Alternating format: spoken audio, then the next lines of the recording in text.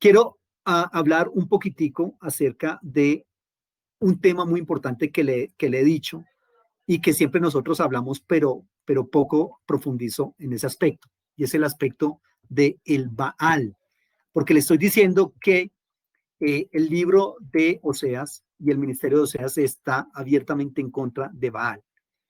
Baal, recordemos que es un dios ugarítico, ¿cierto? Es uno de los dioses principales de Ugarit, que es el hijo del dios El. Baal es el hijo del dios El en la cosmogonía ugarítica. Los cananeos asumieron en gran medida la cultura ugarítica, ¿cierto? Y por lo tanto, Baal termina siendo entonces adoptado por el dios, por la cosmogonía y por la cultura cananea. Aunque el dios principal es el dios el culto más importante es el del dios Baal. ¿Por qué? Porque, como le comento, eh, es un dios naturalista.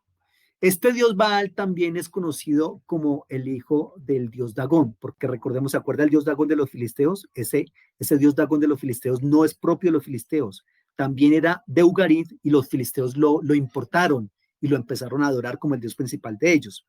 Y este Baal también era, reitero, según esa cosmogonía, hijo del dios Dagón y también era hijo del dios El, o sea que era un revuelto ahí un poco complejo. Eh, este dios Baal tiene otro nombre, por ejemplo, en Siria, específicamente en el área de Arán, se le llamaba Adad. En Babilonia se le llama Adad sin H, en Siria Adad con H, en Babilonia Adad sin H. Otros de los nombres que tiene este dios Baal es Baal Peor, Baal Amón, Baal Zafón, Baal del Líbano o Baal de Sidón. En Oseas capítulo 2, versículo 13 está este nombre. ¿Por qué tenía esos diferentes, permítame decirlo de esta manera, apellidos? El dios Baal dependía el lugar donde se adoraba. Entonces, si era en Petor, entonces se le decía Baal Peor o Baal Petor, Baal Amón, porque se adoraba en Amón, o en el monte Safón, y así sucesivamente. Entonces tenía varios nombres, ese dios Baal. Ese dios también era conocido como el dios de la tormenta cananeo, o también al dios Baal se le denominaba el jinete de las nubes. Todos esos nombres o títulos tenía. O también se le decía príncipe Baal de la tierra. Y este dios Baal fue declarado rey por la cosmogonía ugarítica, ¿cierto? Reitero, este culto al dios Baal tuvo muchísimo más importancia que el culto al dios El, que era el papá del dios Baal, ¿ya? ¿Y por qué lo hizo? Porque el dios Baal se le atribuía una cantidad de cosas, de elementos y de poderes que eran más importantes para el ser humano que los poderes que tenía, por ejemplo, el dios El. Entonces el culto al dios Él era un culto como honorífico. Es el papá, es el dios principal, hay que guardarle respeto, etcétera. Pero cuando se trata del culto al dios Baal, desborda las expectativas, ¿ya? Por todo lo que Baal ofrece. Porque el dios Baal es un dios de la fertilidad humana, de la fertilidad agrícola, de la fertilidad de los animales, es decir, todo lo que era fertilidad se le atribuía al dios Baal, esos cultos de fertilidad. El dios Baal tiene varias representaciones. Por ejemplo, a veces se le representa como un toro. Un toro porque obviamente va a simbolizar la fertilidad y la fuerza. Leamos por favor rápidamente primero a Reyes 12:28 y leamos Oseas capítulo 8, versículos 5 y 6. Recordemos que en la guerra civil en Israel en el 931, Jeroboam, cuando le dice a Robán que le baje los impuestos, etcétera, y entonces Robán le da aquella fatídica noticia de que no, que antes los va a subir. Lo que en el hebreo está es Israel, cada uno a sus dioses. En la Biblia, en la traducción se dice Israel, cada uno a sus tiendas. No, es Israel, cada uno a sus dioses. En otras palabras, lo que el pueblo está diciendo es, este Dios de Judá nos está saliendo muy costoso, porque los impuestos que estaba colocando Salomón, David y Salomón, eran muy elevados, sobre todo Salomón. Entonces, la gente estaba muy desencantada, ¿cierto? Y dijeron, vamos a adorar a otros dioses que no nos salgan tan costosos como estos de Judá, es decir, la religión yavista. Y ellos a partir de ahí adoptan esos otros dioses, el dios El, el dios Baal, el dios Dagón, Quemos, Moloch, o sea, aceptan una cantidad de dioses impresionante, ¿ya? Y por eso en la Biblia cuando se habla siempre de becerro o de toro o de cachos, siempre se habla es del dios Baal o del dios El que también era representado como un toro. Siempre tenemos ese concepto, ¿listo? Ahí está hablando del dios Baal, en ese texto que leímos. Igual también en el Oseas 13:2, Oseas 13:2 dice, ahora siguen en su pecado, con su plata se han hecho imágenes de fundición, ídolos de su invención, toda obra de artífices. Y entonces dicen a los sacrificadores que besen a los becerros. Ese becerro, nuevamente, reitero, es el dios Baal, ¿cierto? Y Primero Reyes 12:28 también va a hablar del mismo asunto.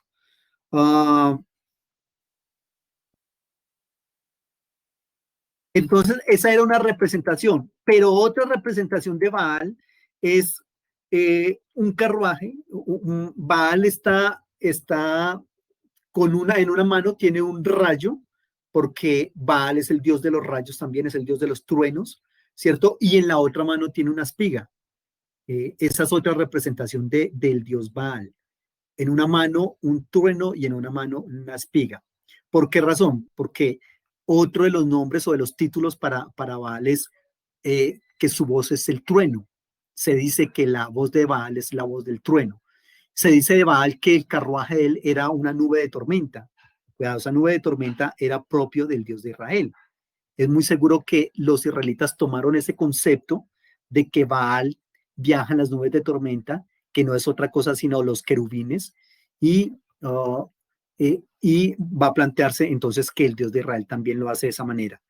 Y también a Baal se le dice que es el dueño y el que envía los relámpagos, y también es un diestro lanzando lanzas y flechas, por eso se le reconoce también de esa manera al dios Baal.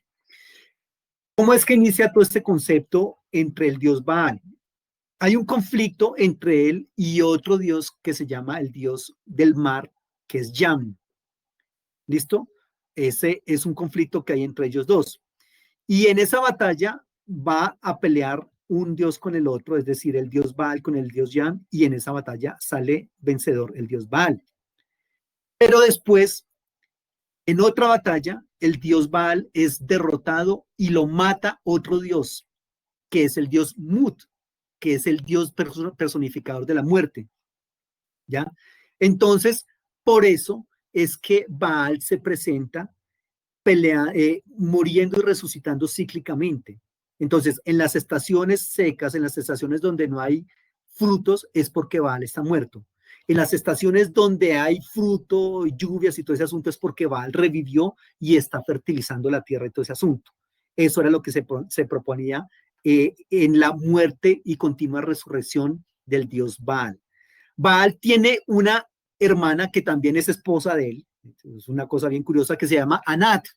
Anat era esposa y hermana de Baal. Entonces, esa hermana lo llora, ¿cierto? Lo sepulta y luego esa hermana, esposa, mata a Mut, al dios que había matado a Baal. Ella lo levanta y lo mata. Muele el cuerpo de Mut y lo utiliza como semilla. Luego, Baal y Mut, ambos regresan de la muerte a la vida, vuelven a competir por el poder y en esta ocasión el que vence es el dios Baal. Mut es vencido, Baal se queda con el poder y por eso está la lucha entre esos dos dioses, y esa lucha se identifica con el ciclo de la fertilidad, como le comento. Entonces, Baal está muerto, no hay alimento. Baal resucita, fertiliza la tierra y la tierra da alimento. Y siempre es ese ciclo de la fertilidad que se le atribuye totalmente a Baal. Entonces, Baal desaparece por temporadas de la tierra, luego regresa y así sucesivamente. Los habitantes de Ugarit, ellos lo que hacían era llorar la muerte de Baal durante las estaciones secas. Le daban ofrendas, le hacían sacrificios, ¿cierto? Para que él volviera a vivir. Al terminar toda esa cantidad de celebraciones, de fiestas, de conjuros a Baal, Baal resucitaba dando inicio a la estación de las lluvias. Me hizo acordar en este momento que parte también, hay algunas lecturas que proponen que los incas, mayas, aztecas sacrificaban, obviamente es una hipérbole, pero sacrificaban cada noche mujeres vírgenes al dios Sol, porque ellos decían que el dios Sol cada noche moría. ¿Y qué hacemos? ¿Cómo lo revivimos? Entonces ellos lo que decían era, el dios Sol revive tomando sangre de mujeres vírgenes. Y empezaban a sacrificar, reitero, una hipérbole dice que sacrificaban 400 mujeres cada noche. Obviamente no es así, pero está la idea de que sacrificaban mujeres vírgenes en los altares para que el dios Sol tomara esa sangre y volviera a revivir. Y ya cuando estaba despuntando el alba, en la mañana decía, mire, lo logramos. Con la sangre que derramamos de estas doncellas, ha vuelto a resucitar el sol, ¿no? Entonces me acordé de esto, planteando acá este concepto de los habitantes de Ugarit que lloraban la muerte de Baal durante las estaciones secas y le ofrecían sacrificios y ofrendas hasta que Baal supuestamente resucitaba y fertilizaba la tierra. Baal tenía una situación un poco compleja, y es que, y que era como humillante para él, porque de todos los dioses, en ese momento había 70 dioses. El dios principal era el dios él, como le he venido diciendo. Baal era un dios, hijo del dios él. Otro hijo era el dios Dagón, Quemos, Moloch, y el dios de Israel era otro de los hijos del dios él, según ellos. ¿Ya? Pero resulta que Baal no tenía un santuario propio.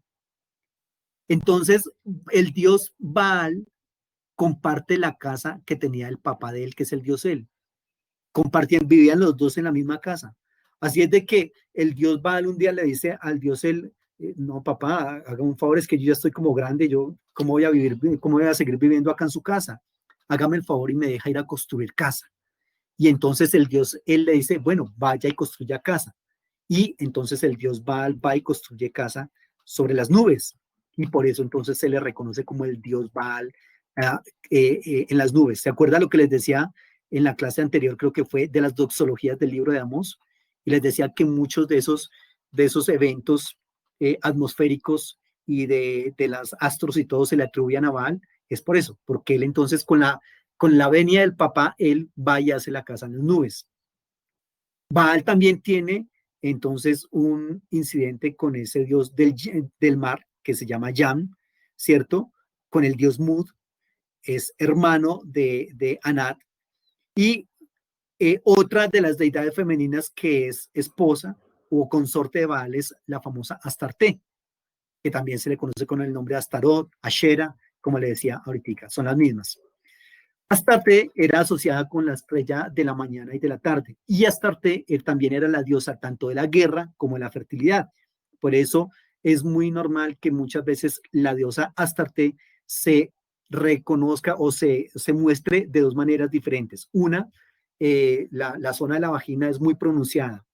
Si usted puede buscar ahí en internet la diosa Astarte o Anat o Ashera, que reitero son las mismas, tiene la zona de la vagina muy pronunciada, un triángulo, porque la diosa de la fertilidad. Y en otros momentos la identifican con muchos pechos. Aquí en la parte del dorso tiene 6, 7 pares de pechos, porque es, reitero, la diosa de la fertilidad. Todo eso viene desde allá.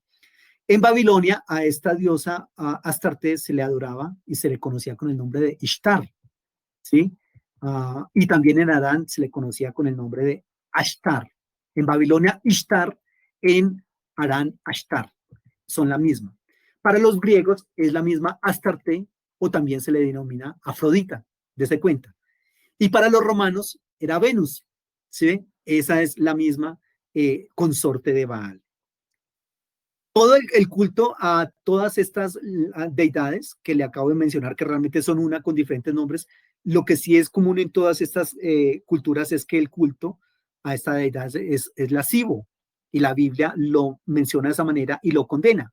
Primero Reyes 14, 23, 24, o Segundo Reyes 23, 7, está planteándose eso. Entonces, como le comento, ese culto involucraba la prostitución sagrada, los sacrificios de niños, los famosos pasar los niños por el fuego. Era eso. Baal también es reconocido como como el toro que le comento, metálico, con un horno en medio de las piernas, y ese horno se pone al rojo vivo, y cuando está de esa manera, entonces se coloca al niño en los brazos de ese dios Baal, y así es lo que se denomina pasar los niños por el fuego. Entonces, Baal siempre, siempre, absolutamente fue objeto de fuerte oposición por parte de los profetas de Israel. Ahí está Elías peleando con los profetas de Baal, 450. Ahí está Eliseo. ¿Se acuerdan ustedes de ese evento de cuando Eliseo se encuentra unos muchachos que le dicen, sube calvo, sube calvo? ¿Recuerdan ustedes? Esos muchachos no son los muchachos que se parchan en una esquina a echarle piropos a las mujeres, no. Esos muchachos son estudiantes del culto balístico. La palabra calvo en el hebreo significa también sin cobertura. Lo que esos muchachos le están diciendo es, a nosotros nos parece que usted no es el digno sucesor de Elías, vamos a hacer un desafío. Elías desafió a los profetas de Baal y les ganó, pero ahora es su turno, que usted y nosotros peleemos por ese Dios Baal. Y ahí es cuando dice que entonces oró y salieron unas osas y mataron a 42 muchachos, porque son muchachos estudiantes del culto baalístico.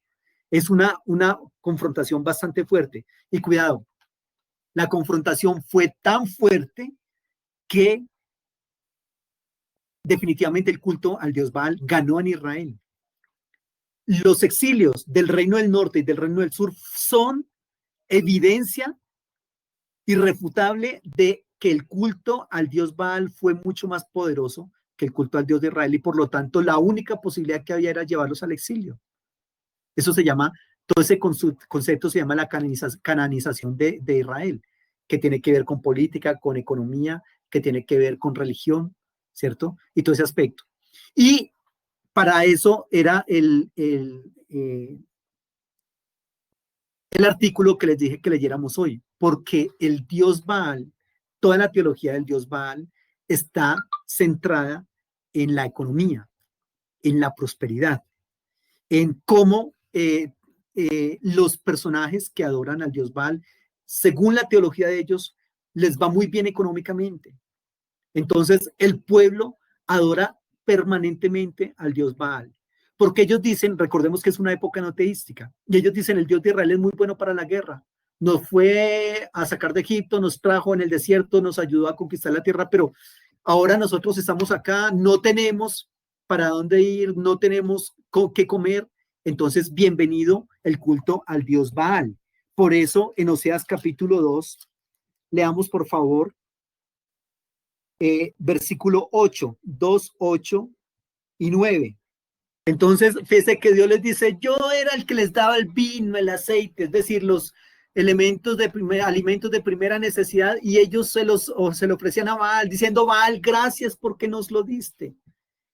Y efectivamente, entonces, el culto baalístico era un culto dedicado a la prosperidad.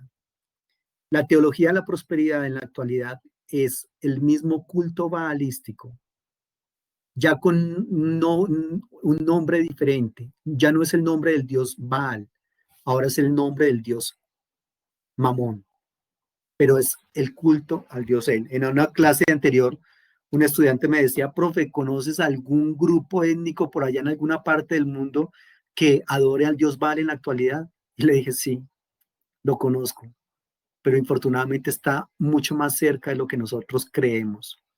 Cada vez que te hablen de la teología de la prosperidad, es el mismo culto al dios Baal, disfrazado de teología de la prosperidad.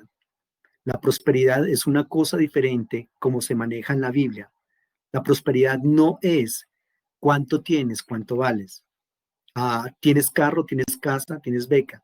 Y si tú piensas que ser próspero es, listo, ya estudié, ahora me voy a comprar la casa, ahora me voy a comprar el carro, y la finca también. Bueno, y si podemos comprarnos otra cosa, perdón, y tenemos que cambiar la marca del carro, porque es que una marca así, no, es necesaria una buena marca. Y si te han dicho que eso es prosperidad, te han venido engañando. Prosperidad no es eso, según el texto bíblico. Entonces nosotros tenemos que tener mucho cuidado con la propuesta de la teología de la prosperidad, que no es ni teología, ni prospera a nadie, solamente prospera al que la predica permanentemente, ¿cierto? Y por eso la teología de la prosperidad es básicamente un ropaje neocapitalista disfrazado de espiritualidad, porque definitivamente lo que hace la teología de la prosperidad es asumir toda la cosmovisión neocapitalista, correcto, Y a eso, obviamente, tenemos que darle un ropaje espiritual, como que todo eso viene de parte de Dios, y entonces ponemos a los personajes, a los feligreses a actuar de esa manera. Pero definitivamente la prosperidad como se está manejando en la actualidad no es la más adecuada. Esta teología de la prosperidad nació en Norteamérica, bajó a Centroamérica, e infortunadamente hizo muchísimo daño en Centroamérica. Aquí en Colombia ha hecho daño, no tanto daño como ha hecho en Centroamérica y en Norteamérica, pero acá está haciendo daño y crece permanentemente, ¿no? Entonces es ese concepto de la superfe, es ese concepto de que Dios bendice al dador alegre, le da el doble de lo que ha dado, el que siembra generosamente, generosamente también segará. Recuerde que ahí en el artículo le decía qué significa ese concepto de generosamente, es la palabra euglutia, y cuando dice generosamente es que mi ofrenda vaya acompañada de palabras de bendición, porque es que, Señor, me permites ofrendar para ti una vez más. Gracias por eso. Pero no es la generosidad en cuanto a la ofrenda, porque desde esa perspectiva Dios terminaría siendo también neocapitalista, en el sentido de que, bueno, muchachos, para mí solamente cuentan los billetes de X denominación hacia arriba. Las moneditas, por favor, déjenlas aparte. Pero vemos como el Señor dice, esa viuda dio muchísimo más que todos los demás, porque la actitud era una actitud correcta. Entonces en Dios no depende tanto el monto, sino es la actitud del corazón. Entonces al pueblo de Israel le pasaba esto con el Dios Baal, que él estaba muy entusiasmado por todo el dinero que supuestamente les daba el Dios Baal, y por lo tanto lo tenían ahí con un culto demasiado fructífero. Y es que no es para menos. Por una parte está una liturgia extremadamente sexual y orgiástica para la santificación. Y por el otro lado está el que Dios Baal es el Dios del dinero, es el Dios del vino, del aceite, del agua, de los truenos, de la fertilidad de mujeres, animales, en fin. Y pues, ¿qué más da? Todo eso es algo bastante complicado, y por lo tanto el pueblo de Israel, o más bien los profetas de Dios, profetas como Amós, Oseas, Isaías, Jeremías, Elías, Eliseo, perdieron la batalla frente al pueblo de Israel por el culto baalístico. Y la única posibilidad que hubo de que ellos fueran liberados de eso es que el dios Baal fuese llevado, Israel fuese llevado al exilio en Babilonia. ¿Listo? Recordemos que el culto al dios Baal también incluía la autolaceración para mostrar devoción. ¿Se acuerdan en el evento de Elías? Le decía que ellos se sajaban con cuchillos intentando mostrarle devoción al dios Baal. ¿Listo? Muy bien. Entonces, ese es el concepto de prosperidad, y también Baal como dios de la fertilidad.